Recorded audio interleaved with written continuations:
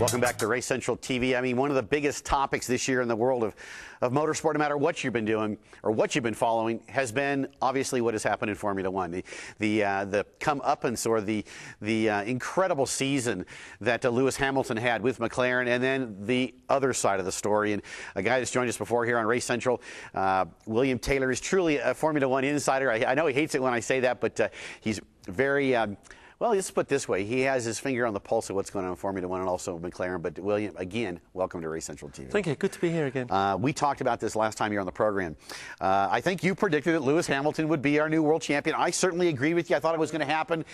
And look what happened. I can't believe it didn't happen. But I was talking to Neil Oatley, the chief designer at McLaren, with the 2 races to go. And I said, well done, guys. You know, it's there.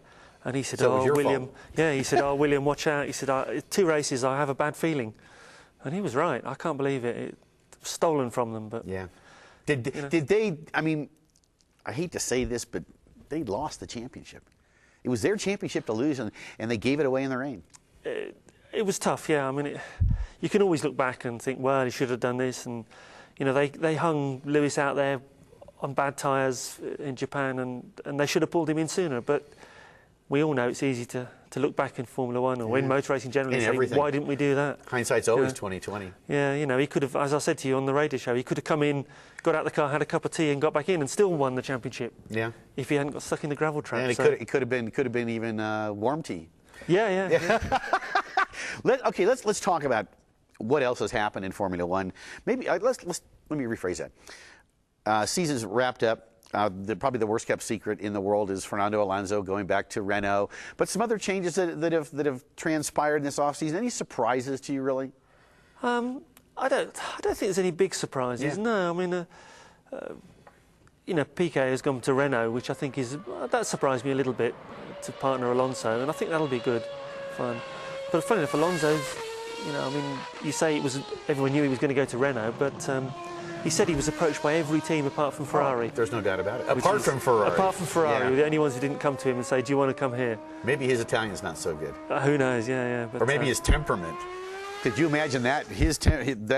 That would be an interesting relationship. Maybe it would work, you know. Maybe it would work. They say opposites attract, but those aren't 2 opposites. Those are I mean, you know, it didn't work at McLaren. Nope. You know, the opposites didn't attract there, sort of thing, so... But then, again, he said that the press have blown it all up this year, and his time at McLaren wasn't as bad as they made out.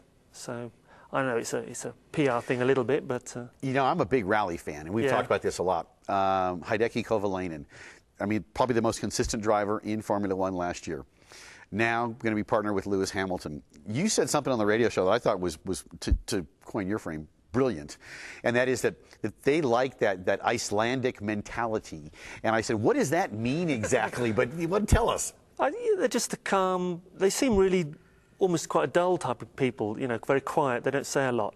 But behind that, you know, they're fun and interesting, and like all of us, really. But on the surface, they seem pretty quiet. Still waters run deep. Yeah, I think so, yeah. But, I mean, in terms of driving, I think they're very calm, very thoughtful. They think a long way ahead. You know, I think it's driving on the snow. You know, we drive on snow in Colorado here, but I think it's a bit different in Finland when you're driving on sheet snow for 8 months of the year or something. Maybe that's why they're such good ralliers. Well, I think that's probably goes without saying. I mean, when I was an instructor, we used to tell people in snow and ice, drive like you have an egg in both hands and under the gas pedal and under the brake pedal. Everything's got to be very delicate, and maybe that's a great point. I think so, yeah. Well, I don't think they use the brakes at all. I think that's the good thing, you know. You don't have to worry about sliding if you're not on the brakes. Yeah, if you're not on the brakes, you know, you're not skidding. There you go. The book. Last time you were here, we talked about the book. A lot of changes. I know there's some stuff you can talk about, some stuff you can't talk about, but talk about what you can talk about. We're covering the history of McLaren from the very first McLaren in 1964 to next year's Formula One car, which I'm still waiting to see. They're keeping it under wraps at the moment, but they promised me a sneak look to take some photographs and write about it. I've got to write about the new car. And then we're going to publish the book at the Monaco Grand Prix in May. We were hoping to launch in Australia, but it's just all too much, and we're just battling a little bit with text and approval from McLaren. They're being they're certainly not difficult. They're careful about how their image is portrayed. After last season, I think that's probably a very good approach. I think so. Yes. Yeah. So we're taking our time and getting it right. And I've been talking to former world champions, Formula One champions, who drove for McLaren. There's been a few.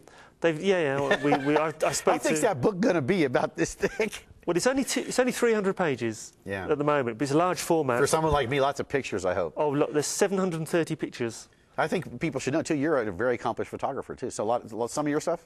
All the new car photography. What I do is I photograph one of each car, There you go. the new cars. So we have good quality, high quality photography of every car, and that's what I do. And I put it together. And then I've written 84,000 words as well. Holy cow. I So can't it's- read that many. No, well, our books are for people who like to read, but also like to look at the pictures, you know. I want to touch on something you did this summer because we're wrapping this segment up. But this summer you did a terrific thing at one of the racetracks, a track up in Aspen at Woody Creek. You had Emerson Fittipaldi here, a bunch of Lotus freaks, of which I'm a Lotus kook myself. You know, I love them. I've had a whole bunch of them.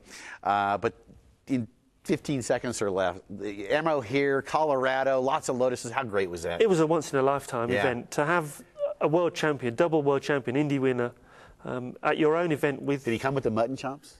No, he's toned down a bit. We were all going to put on fake ones for the dinner, but the others You didn't do a appreciate good my Nigel humour. Mansell, by the way. Oh, thank you, yeah. Our Nige. But no, having Emerson for a club meeting with 300 people was... He wasn't swamped, he wasn't overwhelmed. We could talk. He talked to us, you know, he'd come up and introduce himself in the parking lot, say, oh, hi, how are you doing today? And to see him drive a Formula One car at Woody Creek, little Unbelievable. club racetrack, was fantastic, yeah. All right. William Taylor, CotieRDPress.com, if memory serves me correct. I'm sure That's we right. got a graphic down there. But as always, thank you for your insights in Formula One. We look forward to catching up with you again real soon. Great job on the radio show a week ago. And as always, our Formula One insider, William Taylor. I'm Oscar Hansen. You're watching Race Central TV, and we'll be right back.